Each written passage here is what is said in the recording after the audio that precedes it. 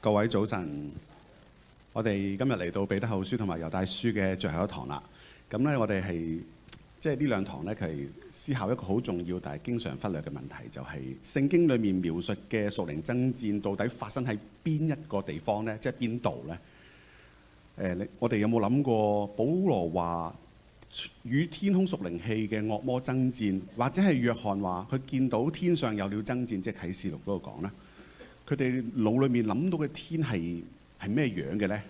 嗱，呢個唔係學術問題，而係直接關乎我哋點樣去理解呢個信仰同埋屬靈爭戰核心嘅問題。我再重申多一次啦，我哋用嘅呢個聖經宇宙觀呢個進路呢，唔係我個人嘅獨特見解或者標新立異啦，而呢個係所有聖經嘅作者，包括摩西、大衛、以賽亞、使徒保羅，所有嘅聖經寫作嘅時候咧，佢哋用嘅世界觀嚟嘅。更重要係我哋嘅主耶穌基督咧，佢喺教導嘅時候，尤其講末世一啲嘅狀況嘅時候咧，都係用緊呢個世界觀去講嘅。我哋好多時候就由細到大啦，睇無論係電視啊，或者係學校教育我哋咧，就係呢個嘅地球一個球體，咁球體咧就環繞太陽運行，成個宇宙好大無限大，浩瀚無邊嘅。嗱，呢種嘅思維方式係已經係根深蒂固噶啦。所以我哋讀到聖經裏面描述嘅天、穹蒼或者地嘅根基嘅時候咧，呢種思維方式就好自然咁樣，我就浮喺我哋腦裏面，我哋就會喺腦裏面點樣 bridge 將兩樣嘢去連結埋一齊咧，就用咗我哋而家見到嘅嘢去讀入咗聖經裏面嘅。咁但係就呢個就變咗係全新重釋過聖經嘅一啲嘅概念嚟嘅，令到係符合我哋而家見到已有嘅世界觀嚟嘅。咁而家就係我哋要放低呢啲預設啦，好真誠咁問一句：聖經作者佢描述嘅世界係點樣嘅呢？我哋會發現一個驚人嘅現實，佢哋一致性嘅描述咗一個同現代科學截然不同嘅宇宙結構。呢個唔係信仰同科學嘅對立嚟嘅，呢個關乎係我哋係咪願意謙卑承認，或許就屬靈真理而言呢，聖經作者嘅宇宙觀比我哋所知嘅更加接近真相。正如哥林多前書話俾我哋聽，神嘅愚拙總比人智慧，神嘅軟弱總比人剛強。嗱，今日咧我就邀請大家繼續開放大家心啦，一同探索聖經所描述嘅宇宙結構，同埋思考點樣幫助我哋更好嘅理解屬靈爭戰嘅真實性。呢個唔係要我哋拋棄晒所有嘅現代科學知識嘅，而係邀請你讀聖經嘅時候咧，放低我哋文化嘅預設啦，讓經文用原本嘅意思對我哋講説話。嗱，當我哋咁做嘅時候咧，我相信聖靈會幫助我哋睇個好驚人嘅驚歎嘅事實。聖經描述嘅屬靈爭戰唔係抽象嘅比喻，或者係一啲嘅心理現象，而係發生喺一個真實嘅空間當中嘅實際嘅戰爭嚟嘅。呢個係直接影響住我哋日常生活嘅爭戰嚟嘅。我哋一齊嚟禱告啊！創造諸天，以你大能鋪張穹蒼嘅上主，我哋感謝讚美你，因為你喺聖經裏面就係咁樣啟示咗你自己。你用6日嘅時間去創造咗呢個天地，喺第2日嘅創造當中只做咗一樣嘢，就係創造穹蒼，將水分隔為上下。主啊，你嘅寶座就喺諸水之上。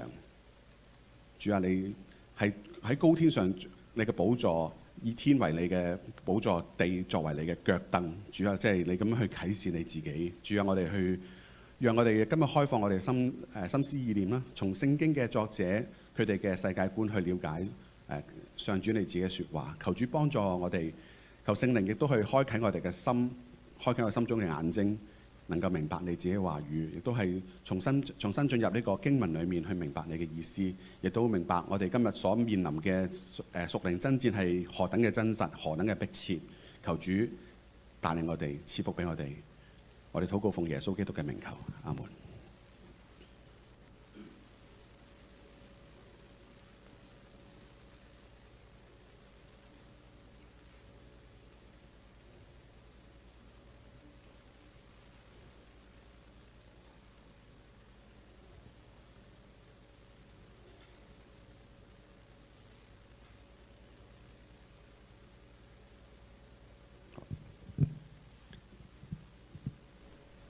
上週回顧下我哋上週一啲嘅提要啦。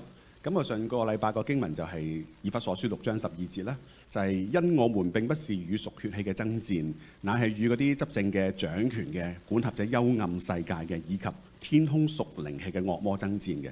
咁就提到其實原來我哋爭戰其實其中一個導向咧，就係我哋同人同人之間好多時候會衝突。我哋着晒全副嘅軍裝，屬靈嘅軍裝，唔係對住魔鬼打，係對住人同人之間互相嘅廝殺。呢個係好遺憾一樣嘢嘅。咁就係從一個上個禮拜着重一個導向，就係從一個聖經宇宙觀去睇饒恕觀。咁饒恕其實就係講緊屬靈爭戰裏面，係唔單止一個係感情行為，你饒恕人哋，我感情上我覺得 release 咗，呢個係更係一個屬靈嘅武器嚟嘅。當我哋饒恕一個人嘅時候咧，就係切斷嗰個人同埋靈界勢力嘅一個連結點啊！即係魔鬼會利用我哋一啲嘅憤怒、我哋嘅憤恨嚟到去繼續鼓動、去鼓吹我哋去繼續去仇恨、去互相嘅廝殺。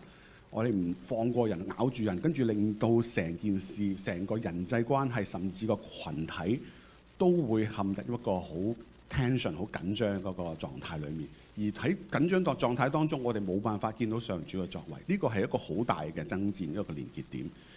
同埋當我哋當我哋饒恕嘅時候咧，就係拆毀邪靈喺中間建立嘅據點啊。咁呢個就上個禮拜分享完之後，好感謝鍾正牧師佢嘅 feedback 啦。佢就會用翻以弗所書4章26到27節嗰度咁講嘅：生氣卻不要犯罪，不可含怒到日落，也不可給魔鬼留地步。咁牧師話就係留地步呢個字咧，其實從句當你係含怒到日落，你嘅憤怒仲喺心裏面嘅時候咧，你就俾一個落腳點俾魔鬼喺你心裏面去做工作㗎啦。咁所以呢個保羅喺以弗所書都強調係生氣不要犯罪，嬲還嬲，唔好再做一啲犯罪嘅事情，譬如係惡毒嘅言語，或者係用言語攻擊翻人哋點樣對我，我又點樣對翻人，唔好做呢啲嘢。亦都唔好繼續讓，就算你唔做呢樣嘢咧，唔好讓呢個憤怒喺心裏面係再植根落去，因為已經有據點去俾魔鬼入侵咗㗎啦。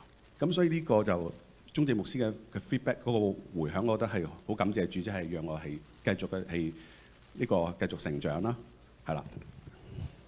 咁順帶一提啦，就呢張圖咧就係我網上 cap 翻嚟嘅，咁就係一啲嘅網友攞翻100幾年前嘅聖經啦，就係聖經裏面cap 圖嚟嘅啫，冇 video 嘅，就係裡面嘅圖片嚟嘅，聖經裏面圖片。我順帶澄清一下，我上個禮拜話鍾正牧師本 King James 有呢個圖，其實我聽錯咗，原來佢係揾唔到嘅，佢話。咁呢啲King James 舊嘅 King James 有呢啲圖咧，應該係超過100年嘅聖經嘅。咁喺外國好多啲即係以前都係興，應該係1960年之前，大部分嘅人都中意用 King James，因為喺60到70年咧，就好多新嘅英文譯本啊、NIV 啊或者係其他嘅譯本先係嗰個時候嗰個年代先出現嘅。咁換句話講，即係可能係100年前，大概就大部分嘅人都用緊 King James，都用啲古典嘅英文嘅，咁同現代嘅英文有啲脫節，咁所以喺60年代到70年代咧，有新嘅一啲嘅翻譯本就好似雨後春筍咁樣出現咗啦。咁呢個就係啲網友攞出嚟去分享㗎啦。咁我先至係原來呢圖喺聖經裏面副頁裏面有嘅，係啦。咁同埋我就好多謝我同學啦，神學院同學啦，咁即係佢有嚟聽，即係上網聽翻啦，咁俾翻啲 feedback 我嘅。咁佢就話你講屬靈爭戰嘛？係啊，咁都其實都係有好多地方都有講㗎啦。但係點解同你個空間有咩關係咧？係咪咁強烈咧？咁佢咁樣問一問我咧，就諗翻起我上個禮拜，我覺得上個禮拜上半部講得唔夠清楚，係真係呢個點解要咁強調呢個垂直空間裏面發生嘅爭戰咧？因為呢個係實在經歷到嘅嘢嚟嘅。同埋，即係我哋以前話屬靈爭戰，我哋第一個時間諗就係可能喺某個空間、某個維度度，打緊仗啊！啲靈界啊嘛。你一講到靈界咧，就諗起就唔知邊個維度，因為我哋而家 so called 係一個3維嘅空間啊嘛，加埋時間就變咗4維啊嘛，即係4度空間啊嘛。咁就即係有啲哲學家就話唔知5度空間、6度空間、7度空間，即係唔知好多高維度嘅嘢，就越高維度就係唔同嘅生物或者係一啲嘅一啲靈界喺高過我哋嘅空間。咁但係講呢啲嘢嘅人，到底咩叫5度空間、6度空間？其實都係我覺得佢哋得個講詞，好難去言説到一個好實在俾我哋感受到嘅嘢。但係聖經嘅宇宙世界觀，佢係好清楚咁樣去 illustrate 話咗俾我哋聽。呢個係一個垂直嘅結構，正如呢張圖上面所講嘅，係我哋活喺一個平地上面，上面就係一個穹蒼籠一個包圍住我哋。喺穹蒼之上有水，水上面就係、可能就係第3層天啦。即係聖經都係略一提到，都唔係好清楚有提到，即係第3層天喺邊度。咁就應該可能係即係根據保羅所講，就可能就係上帝嘅居所嘅地方啦，即係眾天使嘅居所嘅地方啦。就係嗰個神嘅寶座喺嗰邊嚟嘅，喺最我哋嘅垂直嘅頂上面嘅。而喺我哋地底下咧，有深淵啦，有陰間啦，有深淵，即係好個 deep 係啦，好呢個叫咩啊？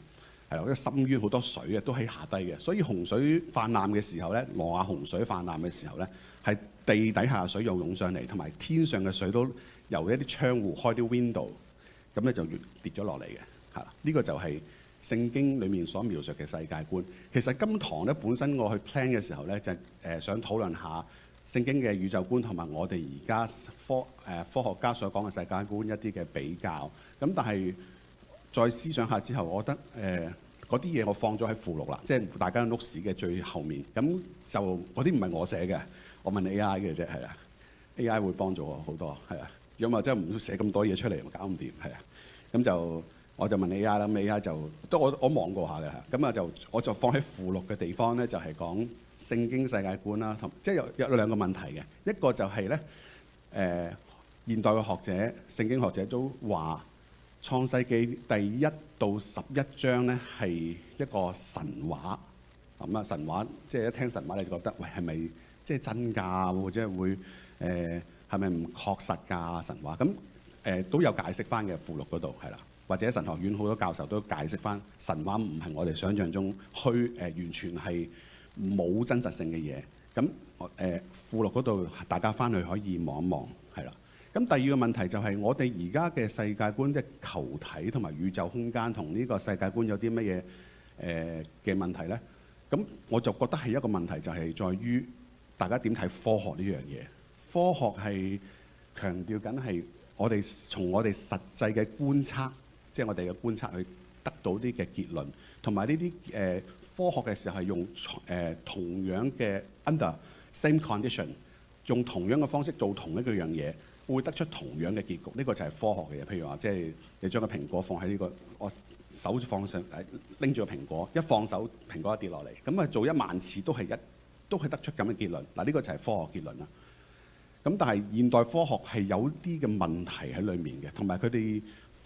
有啲科學嘅前設，即係 presupposition 咧，係否定咗呢個呢個係有神介入嘅。咁所以點解我哋而家嘅科學同我哋即係神學上佢距離咁遠咧？因為前設上已經爭好遠啦。我哋一開始係 assume 咗，我哋前設係神6日創造天地，第7日安息日。而世界嗰個前設係佢覺得一啲係完全係自由產生嘅嘢，即係好似生物點樣嚟啊？即係唔知無端端。閃電無端就出現一個嘅單細胞生物，單細胞生物再進化就慢慢多細胞生物，跟住變咗魚、鴨嘴獸，跟住以前讀書都有㗎嘛，生物進化論就咁樣一環一環咁樣去進化出嚟嘅。呢個就係我哋所受嘅教育同埋而家主流科學所講緊嘅嘢。即係所以我係挑戰嘅係一樣嘢，就係前設咯。因為佢哋係 assume 咗係冇神干預嘅，而我哋嘅前設係神創造咗我哋呢一切，咁所以我哋就唔好咁容易跌入科學家講乜嘢，我哋就信晒講佢哋講緊乜嘢。其實我哋都要經過我哋自己嘅思辨去諗清楚，到底佢講嘅嘢係咪真嘅咧？同埋我哋都抱住一個科學嘅精神，我哋其實我自己都覺得理性啦，同埋都有啲科學精神嘅，都要求證嘅。係啦，即係唔係人哋講咩嘢我就真係信㗎啦嚇。咁啊，同埋我呢個 Biblical Cosmology 我都係用咗一段時間先接受到嘅。我喺疫情當中開始接觸到，我大概花咗一年嘅時間去觀察啦，即係唔同嘅網上一啲嘅資訊啊，跟住慢慢先拼合埋到。我覺得呢個係原來都幾 make sense 啊！到後期覺得更加比現代嘅科學去解釋聖經更加 make sense。咁我都係經過一段長時間去驗證先至。我覺得係，都應該換上呢個角度、呢個眼鏡去睇聖經、睇呢個世界，甚至今日講嘅屬靈爭戰，呢個係好實在嘅嘢嚟嘅喎。即係上帝嘅啟示喺聖經裏面講嘅嘢，遠超過我哋覺得係一啲嘅教導咁樣嘅啫。係佢都描述緊一個真實嘅情形啊，無論係即係一啲嘅佢對歷史嘅記載啦，以色列人嘅救恩歷史啦。甚至係創世記1到11章所講嘅嘢，我唔相信佢係淨係一個神話，係啦，即係同即係我寫文章都係咁跳機嘅學校都係啦。咁大家會係學術界會係覺得係神話嚟嘅，但我覺得係神嘅啟示，係有佢真實性，甚至係佢6日嘅創造所描述嘅每一日所做嘅嘢。都有佢上帝嘅心意喺度，唔係淨係單係一個 meaningful 或者係神學上嘅意思，係實質上我都認為係有一個佢自己，即係神自己嘅創造嘅時候有佢嘅意思喺度嘅，係啦。咁呢啲就可以睇翻最深尾嘅附錄2嗰度啦，就係講緊現代嘅科學嘅世界觀同埋所描述嘅世界觀同我哋嘅聖經。呢個宇宙學嘅世界觀係有好大分別，嗰個去翻屋企可以自己睇啦，因為同埋自己之後可以大家一齊討論下啦。我都係學習緊嘅階段啦，同埋我都係喺預備過程嘅當中咧，就即係而家每日都有寫靈修札記，同大家一樣啦。雖然我冇參加門類，但我都係每日都寫即係都 keep 住要寫札記。咁我就重新再睇一啲經文嘅時候咧。會發覺係有啲新嘅睇法嘅喎，用呢個 Biblical Cosmology 去睇嘅時候，即係正如上個禮拜分享嗰樣嘢，耶穌責備彼得嘅時候啊，撒旦退到我後邊去吧嗰句説話，即係我以前係覺得點解咁 harsh 㗎？耶穌鬧啊彼得係撒旦啊，即係會咁樣睇法。但係原來耶穌係講緊背後影響緊彼得嗰個撒旦係背後。即係我哋實際屬靈爭戰發生緊嘅嘢，佢係斥退撒旦咯。佢唔係鬧彼得嘅，佢嗰下唔係鬧彼得，係斥退撒旦。撒旦退我後邊去話，因為你唔體貼神嘅意思，只體貼人嘅意思。嗱，呢個就係撒旦做緊嘅嘢咯，就係叫我哋唔好體貼神嘅嘢啦，就係體貼人嘅慾望咯。我想捧耶穌做王，跟住我可以跟住就做宰相或者佔據一個高位咯。呢個係嗰陣時擁戴耶穌好多人嘅心裏面諗緊嘅嘢嚟嘅，即係成副家產抌低晒，屋企又唔要，耶穌去邊度跟到邊度。其實你諗下嗰啲人佢諗緊啲乜嘢？佢咪真係咁相信天國降臨就係我哋而家所謂嘅天國？唔係，你見到嗰班門徒，即係耶穌一死咗之後幾咁絕望，好似乜都冇晒，即係全部佢嘅即係所有籌碼 all in 啊，全部壓住晒耶穌身上。點知耶穌死咗？即係呢個係就係人嘅意思係想耶穌做王咯。咁呢個時候魔鬼就咁樣慫恿彼得去，唔好死啊！耶穌你千祈唔好死啊！耶穌就直接就斥退撒旦，撒旦退到我後邊去吧。呢個就係屬靈爭戰咁實在發生喺我哋生活嘅場景當中，而喺又透過彼得同埋耶穌之間嘅互動，我哋見到呢一樣嘢嘅。呢個就係我係啱啱上個禮拜5。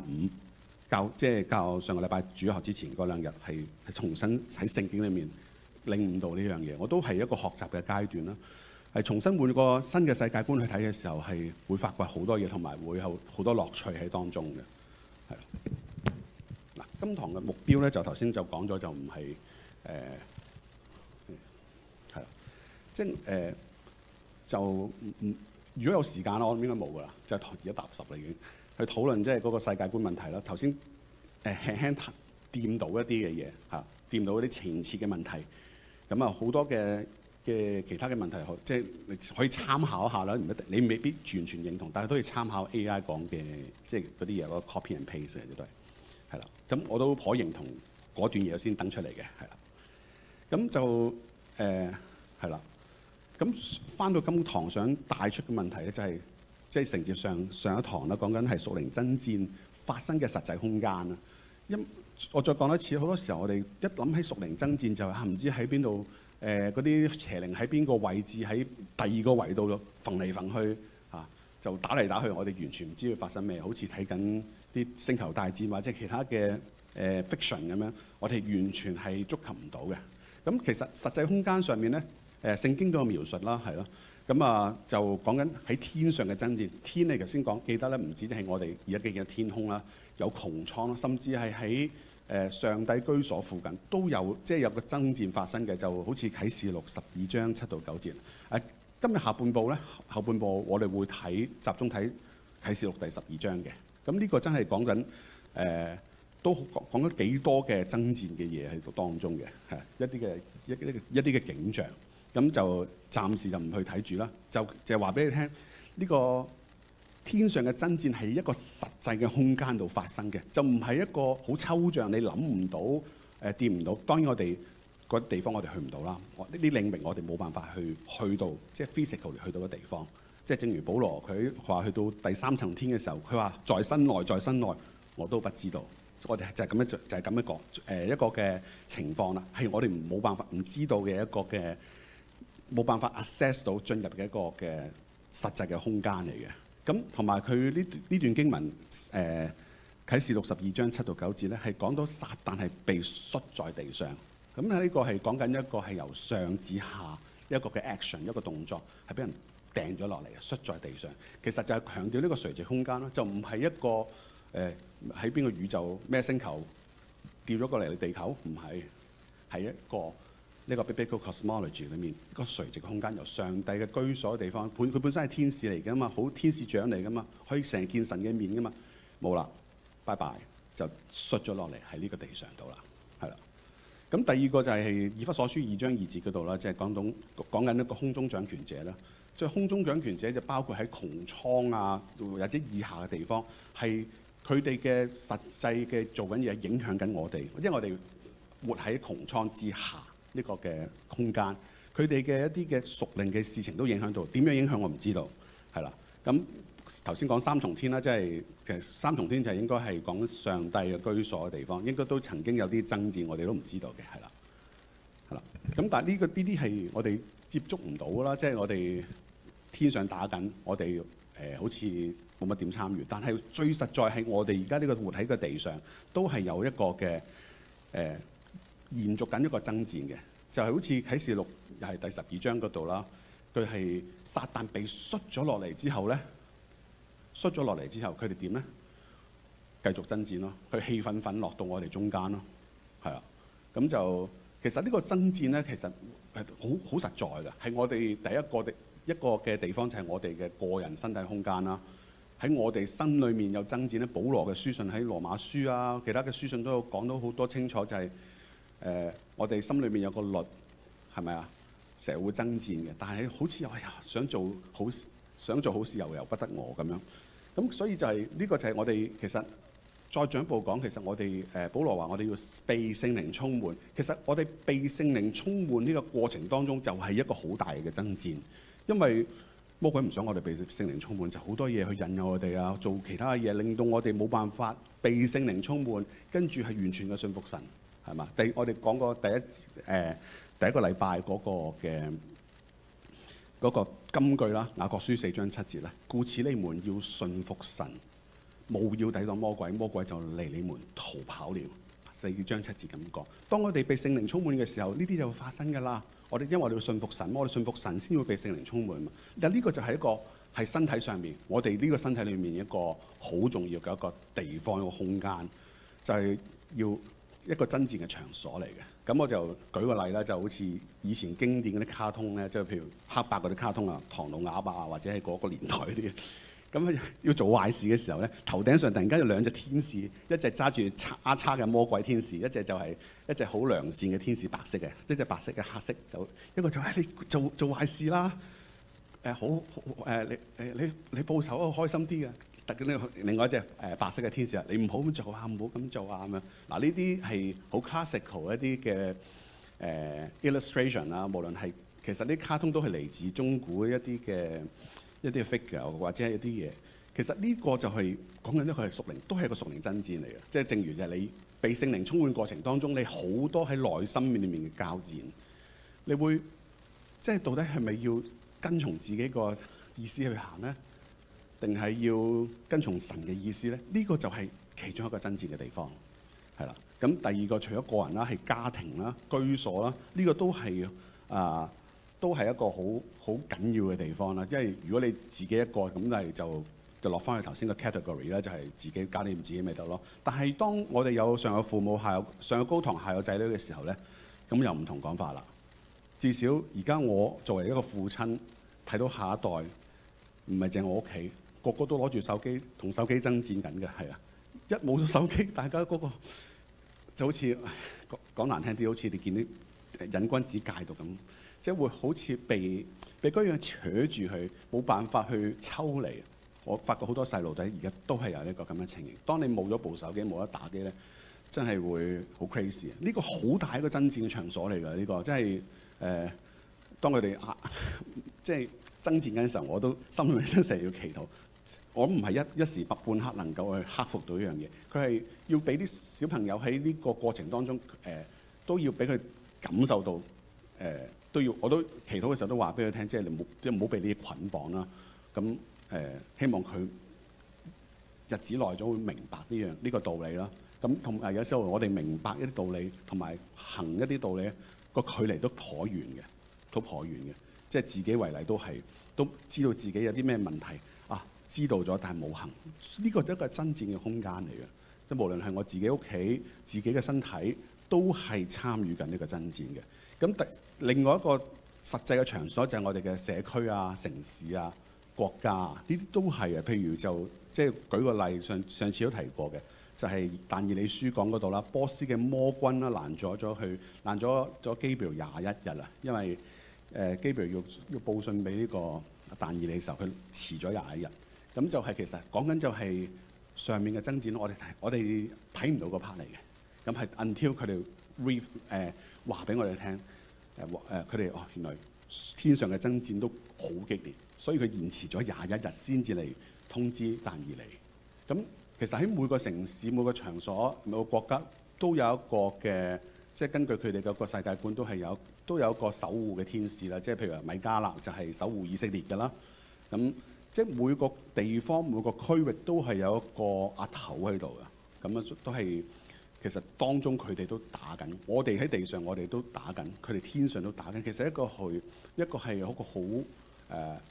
好激烈嘅狀況。不過我哋如果我哋就係睇世界好美好嘅時候，呢啲完全睇唔到嘅，係啦。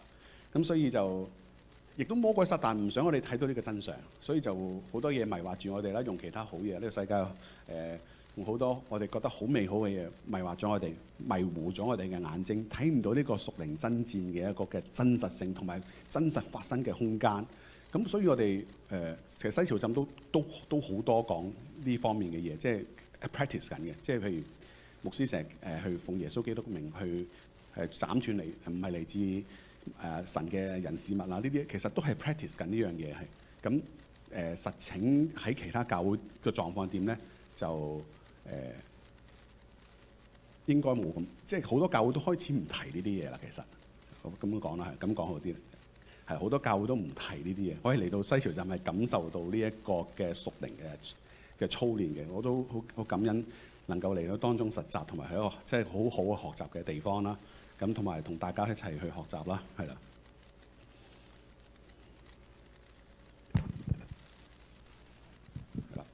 咁空間其實呢個屬靈中戰爭、屬靈嘅爭戰個空間同埋界限啦。咁就我用翻俾猶大書第6節嗰度啦。其實有講過有不守本位離開自己住處嘅天使。咁呢個就係其實講緊個空間嚟嘅。佢有自己嘅本位啦，同埋佢有自己嘅住處，即係要住嘅地方啦。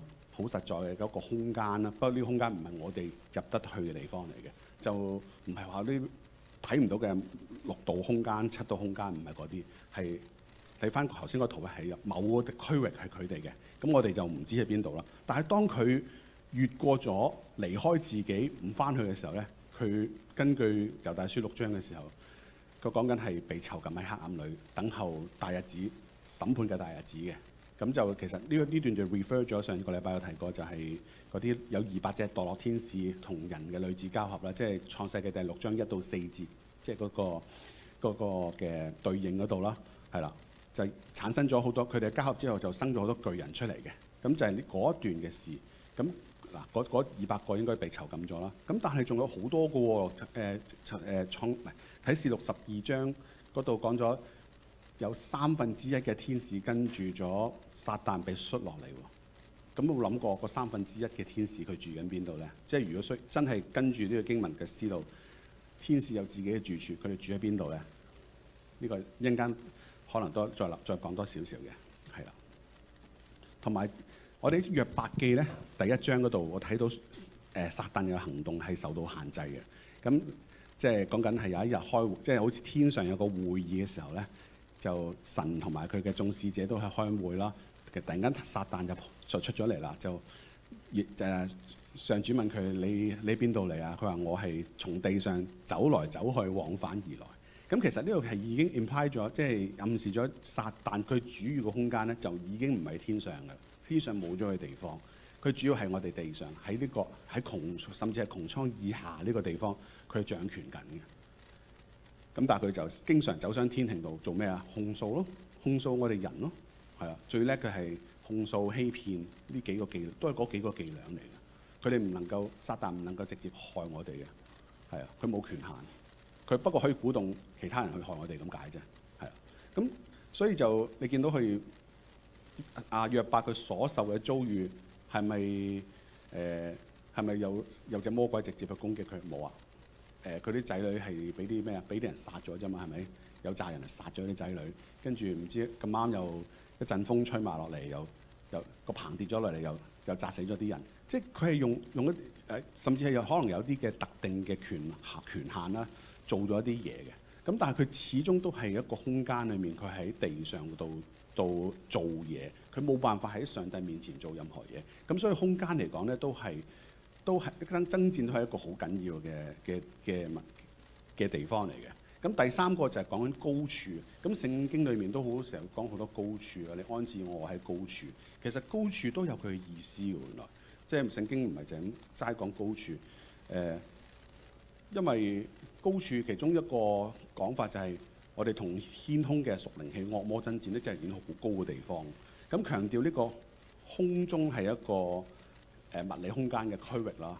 同埋高處咧，就我諗到咧，就係之前我哋咪講過巴蘭個故事嘅。巴蘭第一堂有講過巴蘭。巴蘭佢去詛咒以色列人嘅時候，佢喺咩地方咧？喺座山上啊，喺個高嘅地方，佢做咗咩咧？築咗7座壇，即係喺高處先築壇。佢唔係平地築壇，即係喺高處某啲地方可能嗰啲屬靈嘅勢力會比較強啲，佢就喺嗰度咧就做發功嘅工作啦。咁佢又即係呢啲係有關聯嘅，不過我哋係好少去探討，甚至係呢啲 detail 位我哋唔會去咁深入去睇到咯。咁但係如果我哋睇咁睇嘅時候咧，其實呢個都係一個屬靈爭戰嚟嘅。佢運用緊一啲嘅惡靈嘅一啲嘅力量去想去詛咒以色列人。咁當然上帝保守以色列人，唔俾巴蘭做任何講一啲不利於以色列人嘅説話。咁其實我哋睇到個結構係咁樣嘅。嗱，我哋喺地上啦，咁我哋上面呢個空中籠罩住呢個執政嘅掌權嘅管轄幽暗世界嘅，呢就係魔鬼撒旦同埋佢嘅 company， 佢哋做緊嘅工作。但係我哋 under 呢個嘅籠罩氣氛之下爭戰緊。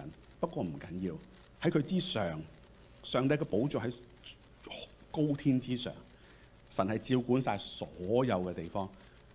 所以當魔鬼撒旦要做一啲嘢害我哋嘅時候，我哋同上帝連結嘅時候，佢唔能夠做一啲咩害我哋嘅，除非上帝容許。咁呢個就係講緊呢個空間係好緊要嘅。呢個係我哋一個物理上嘅空間，我哋喺地上，魔鬼撒旦喺穹蒼同埋穹蒼以下地方做緊嘢。而上帝係喺高天嘅寶座上照管晒一切嘅嘢。咁我哋喺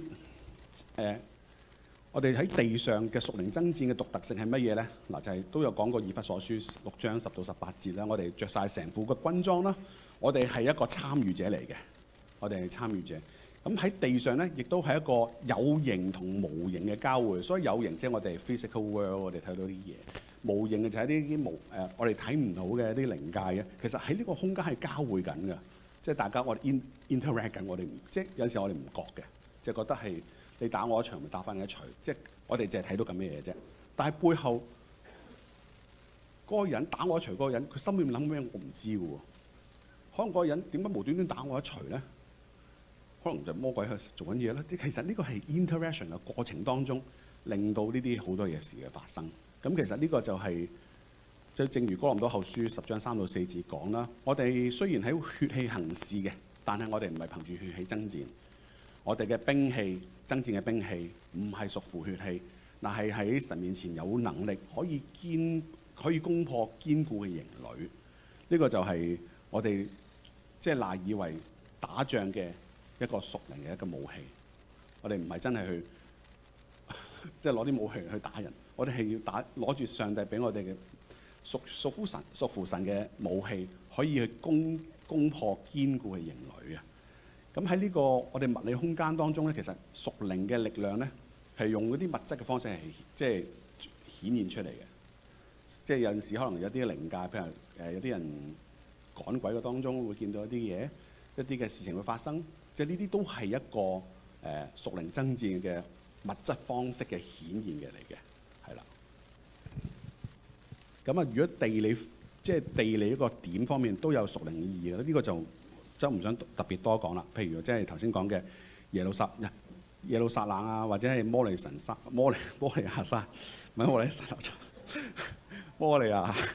摩利亞係亞伯拉罕獻以撒嘅地方，後尾成為聖殿所在啦。呢啲每個地方都有佢特別嘅地方，即係屬靈爭戰嘅意義嘅。咁我呢啲我都未深入去探討啦。咁都係呢個 AI suggest 我嘅，咁啊我都參考下啦，係啦。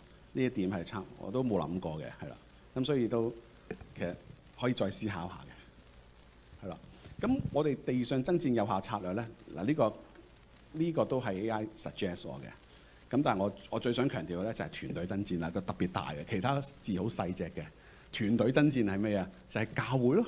我哋教會係要聯合喺埋一齊，同心合意嘅祈禱，就好似馬太福音18章19到20節嗰度，只要有2-3個人奉耶穌基督嘅名聚集嘅時候，主就喺我哋中間。當我哋同心合意去祈禱嘅時候，呢個就係好大嘅爭戰嘅武器。可能我哋彼此2-3個弟兄姊妹彼此嘅認罪，將我哋平時喺教會裏面冇辦法，唔係喺人面前冇辦法去彰顯自己軟弱一面。你有幾個好熟嘅同信任得個弟兄姊妹，你肯分享自己軟弱，但係彼此守望，哇！呢個係好不得了嘅事情，因為即係我哋喺神學院，即係一啲嘅聖工訓練嘅時候，即係各位講師都有講啦，喺教會裏面大部分嘅時間，好多人都係 high and by， 甚至係一啲喺表面泛泛之交。好難得真係有深度嘅屬靈嘅交流啊！譬如即係你話，即係冇好多人唔敢講自己軟弱出嚟啦，唔會去暴露自己嘅弱點啦，因為覺得即係同我自我形象好大嘅關係。啊，我暴露咗弱點，你點睇我嘅咧？咁樣係咪？話我原來我咁衰格㗎，咁樣原來我咁差㗎，咁即係我哋會係 battle 緊呢啲嘢嘅。咁但係呢個團隊爭戰咧，如果能夠係從一個細嘅核心幾個人嘅時候，能夠去咁樣 practice， 咁樣去一個嘅互相信任嘅狀態之下，能夠去彼此認罪、互相嘅代求，呢個係好大嘅力量嚟嘅。咁我而家即係我冇參加門女啦，但係我唔知大家門女當中會唔會，我都祈禱希望大家能夠喺一個咁嘅平台上面，一個小組嘅聚會上面，大家能夠係建立信任啦，能夠去彼此嘅信任啦，彼此饒恕啦，同埋真係唔好戴住一啲有色眼，即係聽完弟兄姊妹分享，唔好戴住有啲有色眼鏡去睇人啦。因為自己其實都係咁樣嘅，其實好多時候反照翻自己都係咁啊。其實人本性都是如此，係啦。咁所以就呢個團隊爭戰好緊要嘅。係首先係能夠係唔係淨係大家淨係祈禱話為咗某樣嘢去爭戰，最實在嘅係我哋幾個人一齊去清心嘅禱告，去彼此互相嘅認罪，即係將我哋生命裏面唔見得光嘅嘢，慢慢去被上帝去醫治，去被上帝饒恕。呢個係最大。咁就要去翻頭先嗰點，就係個人嘅爭戰啦。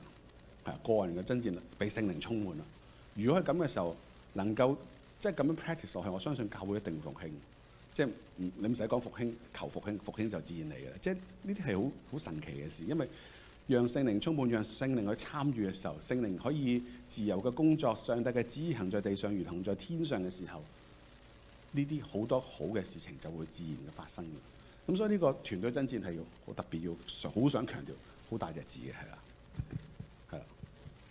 咁啊，現代宇宙觀對我哋有啲屬靈陷阱啦，即係會覺得世界無限大，跟住我哋好渺小啦。其實唔係啊，聖經話俾我哋聽，我哋每個人都好重要。甚至係好似前晚嘅即係靈修嘅時候啦，講緊我哋耶穌成日講我哋要像小孩子啊嘛，即係啲門徒見到小孩子，見到要嚟要耶穌幫小孩子祝福嘅時候咧，門徒係點啊？趕啊扯啊走啊走啊！咁耶穌話唔好讓小孩子嚟到我哋身邊。其實耶穌就話喺天國裏面就係呢啲人啊，就係小孩子。但呢句説話又俾我諗到，即係去盡心去諗到就係其實小孩子係好弱㗎啦。其實再進步諗，人其實都好弱㗎咋。其實係啊，同天使比起嚟，天使有大能嘅天使去爭戰各樣嘢，好多做到好多我哋做唔到嘅嘢。從呢個層級嚟睇咧，能力嘅層級嚟睇，人係最弱嘅。而人嘅小孩子係弱中最弱嘅。但係天國裏面正正係呢啲人嘅存在。有冇諗過係好唔合理啊？通常係位高權重嗰個人好叻，就坐喺高位，但係唔係啊！我哋將來每一個好似小孩子咁樣，係進入天國，要一齊作王嘅。啟示錄個講，我哋一齊同耶穌坐著為王嘅。點解會咁樣咧？真係解釋唔到，係上帝嘅恩典咯。咁如果當我哋翻到去我哋變翻小孩子樣式嘅時候，我哋係咪可以即係我哋唔會依靠其他嘢？好似跟住落嚟馬太福音有講財主嘅比喻啦，呢個少年財主佢話要想揾永生嘛，係咪？咁啊，佢耶穌就話你變賣晒，分俾人，分俾窮人，跟住你跟從我啦。跟住個少年財主就話憂憂愁愁走咗啦。係啊，耶穌就講財主進入天國何等嘅難。財主背後嘅佢擁有嘅資產、擁有嘅嘢放唔低啊嘛。你放低咗我唔係財主咯，係咪？抌低咗我就唔係財主咯。財主帶俾你嘅生活上嘅一啲嘅舒適啦，同埋人點樣對你嘅吹捧啦，點樣睇你一個財主都見你係個財主都對你恭恭有禮啦。如果你見即係通常啲人見到乞兒行開，跟住財主你嚟坐呢個最好嘅位啦嘛。雅各書都有講緊呢啲，教會有啲咁嘅情況。咁如果你拋棄咗呢啲嘢，你仲係邊個咧？即係如果我係財主咧，我拋棄晒呢啲嘢唔要啦。咁我個自我價值係乜嘢嚟嘅咧？係嘛？嗱，翻到去主耶穌講，要像小孩子。小孩子係乜都冇，冇資產，佢冇學識，冇乜嘢都冇，依靠啲乜嘢咧？依靠咪屋企嘅大人咯。而我哋變咗小孩子，我哋依靠咩咧？我哋依靠主耶穌咯。呢個就係我哋講要全心依靠主，其中一個好大爭戰嘅地方。我哋今日一定有資產㗎啦，冇資產點生活啫？係咪？天跌落嚟咩？我就成日講係嘛？咁但係我哋心態上真係要像小孩子，唔好即係我哋好多時發生頭先林偉都講，即係我哋會用翻自己嘅諗法去處理。退一步去諗，我哋去謙卑落嚟嘅時候，上帝想我哋點做咧？喺呢件事我哋要咩學習咧？我哋點樣做咧？呢個係返回小孩子其中一個嘅一個好大嘅一個好緊要嘅 process。我哋依靠唔係依靠就唔係睇依靠我自己有咩能力，有啲咩學識，有啲咩嘅財力，或者係人脈嘅關係。我哋人都會講，即係都成日講呢啲嘢㗎啦，係咪？咁但係就唔好依靠呢啲嘢咯。我哋要像小孩子咁樣嘅，呢個就係其中一個好緊要。我哋而家係其中一個爭戰一個嘅地方嚟嘅，係。咁啊，跟住有個應用，我呢個有個應用啦，就係頭先講開嗰啲墮落天使，佢都離開咗自己住處啦。佢冇住處點搞咧？咁我又諗緊呢個問題啊，跟住又諗起呢個格拉森嗰個事件。咁係有個被鬼附好力大無窮嘅人，佢係鎖連都鎖唔住佢嘅。咁耶穌問佢咩名，叫阿群咁樣，叫阿群。咁嗰個群咧就央求主耶穌唔好趕佢落去嗰個叫唔好趕佢落地獄啦，即係簡單講啦。咁可唔可以唔 instead of 去地獄去附喺豬嘅身上咧？嗱，呢段我就重新諗嘅時候，咦係喎，原來啲鬼都需要一個住處，佢係寄宿喺人嘅身裏面，或者寄宿喺一啲生物上面嘅。點解佢咁強調唔好落地獄，我寧可要去豬嗰度咧？啊，呢個就係就係呢一個猶大書11節嗰度俾我一個嘅 inspiration。離開自己住處嘅天使，即係天使都有自己嘅住嘅地方嘅，唔係即係我哋成日諗下天使可能好忙啊，佢服役嘅靈啊嘛，應該佢哋唔使休息啩？我哋唔知道，可能我哋覺得佢好忙唔使休息啦，咪做咯，好似24/7唔停咁做咯。可能我哋有咁嘅 concept， 我哋唔知。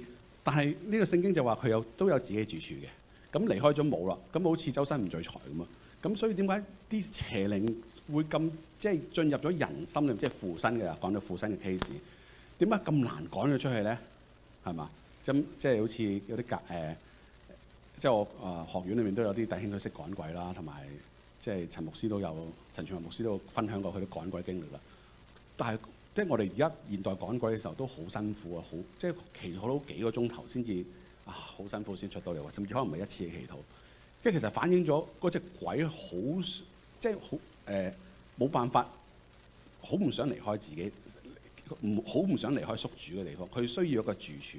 咁亦都係當我哋去明白呢個時候，會唔會幫助我哋趕鬼嘅 so-called 嘅 efficient 咧？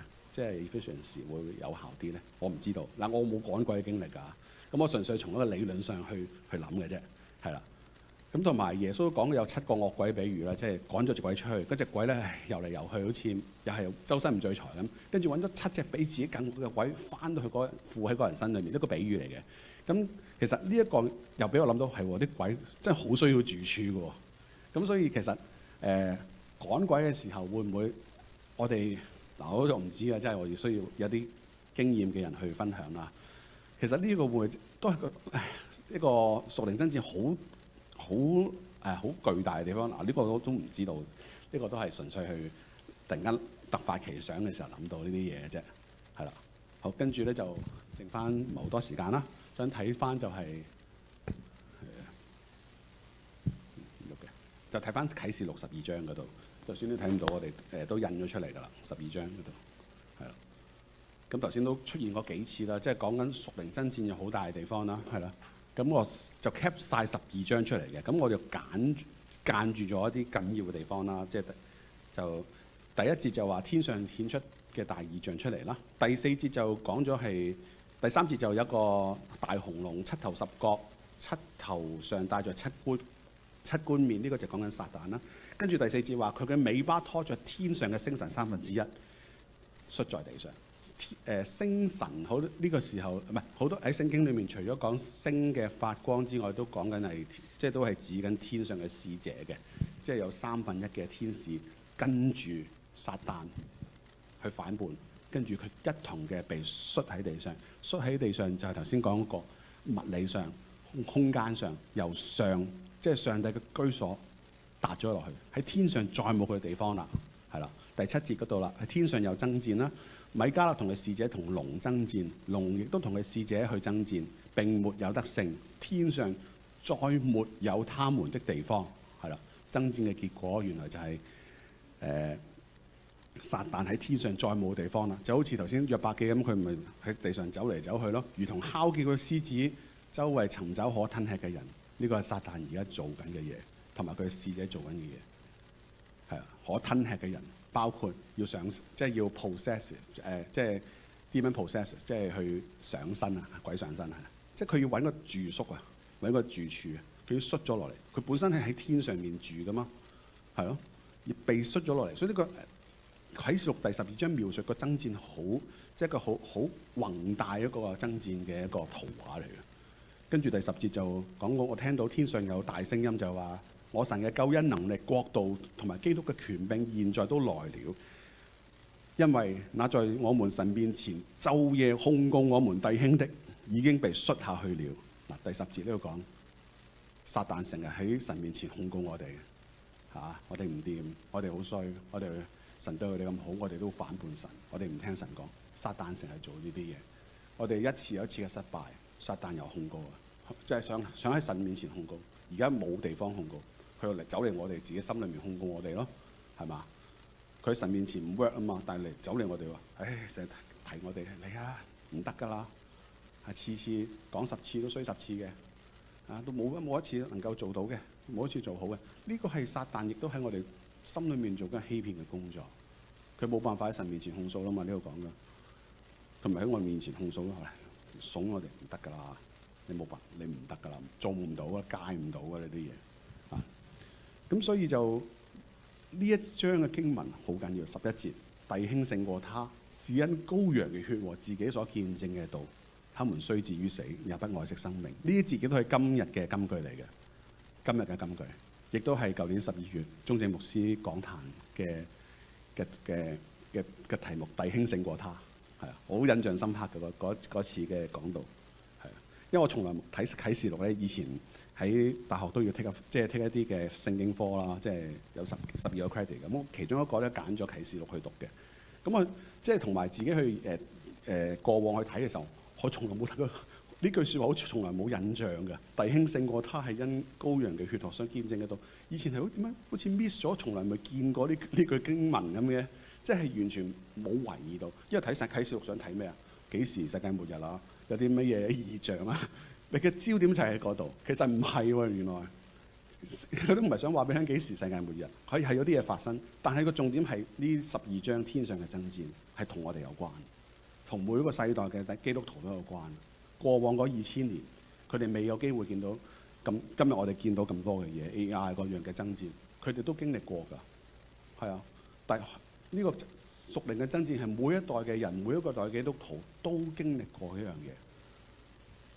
弟兄勝過他呢隻魔鬼，弟兄勝過魔鬼，係因為羔羊嘅血同埋自己所見證嘅道，他們雖至於死，也不愛惜生命。呢個係好 powerful，以前係從來冇懷疑到一樣嘢。哇！我覺得我點讀聖經，或者我都覺得自己哇，嗰刻真係哇！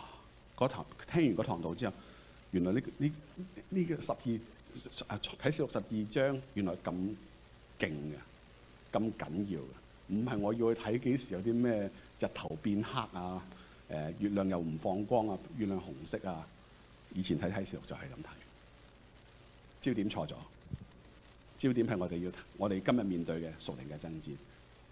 雖然我哋好可能，即係我自己覺得啦嚇，我仔就算我睇唔到，我仔嗰一代人都有機會見耶穌翻嚟嘅，即係我自己咁睇感覺啫，有種需要有咗催逼感要回應。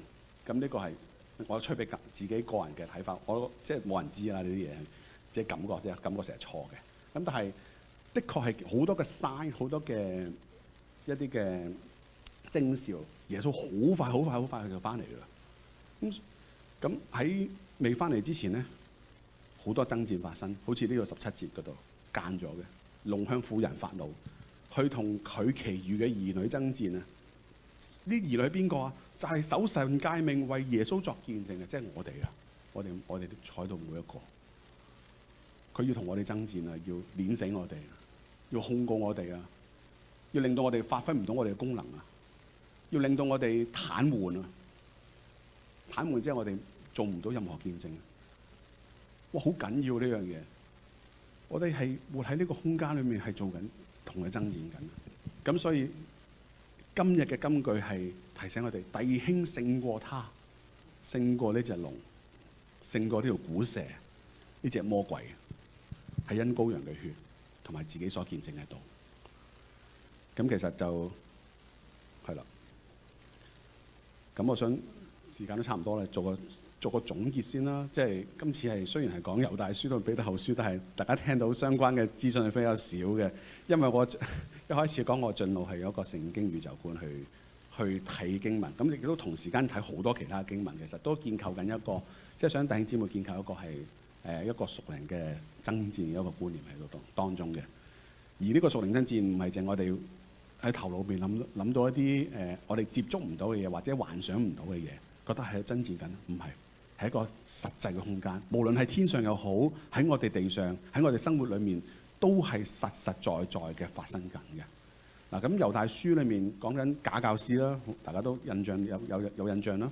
咁猶大書講緊假教師喺末世裏邊有三大影響嘅，就係首節講到啦，走該隱嘅道路，為巴蘭嘅道，為利往巴蘭嘅錯謬裏直奔，喺可拉嘅背叛滅亡。咁我就歸納咗三樣嘢。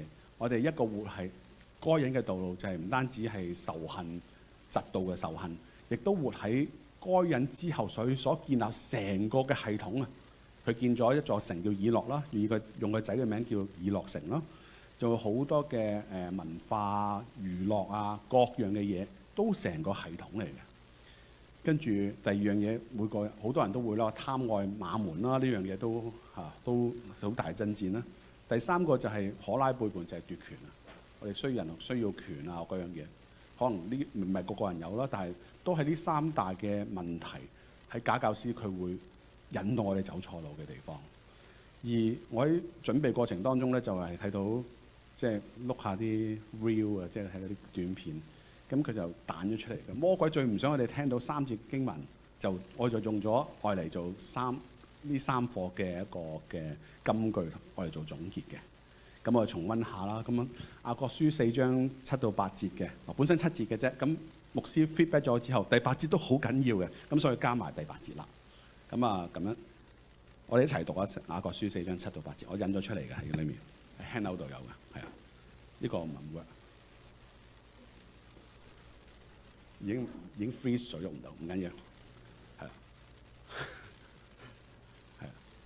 好，1、2、3，故此你們要順服神，務要抵擋魔鬼，魔鬼就必離開你們逃跑了。你們親近神，神就必親近你們。有罪的人啊，要潔淨你們的手；心懷二意的人啊，要清潔你們的心。呢一句就係第一個禮拜嘅金句啦。信服神，抵擋魔鬼，魔鬼就逃跑啊！呢個好 powerful。魔鬼想搞我哋，想控告我哋，令到我哋好多嘅想做惡事嘅慾念。但我哋信服神，抵擋魔鬼，魔鬼走咗。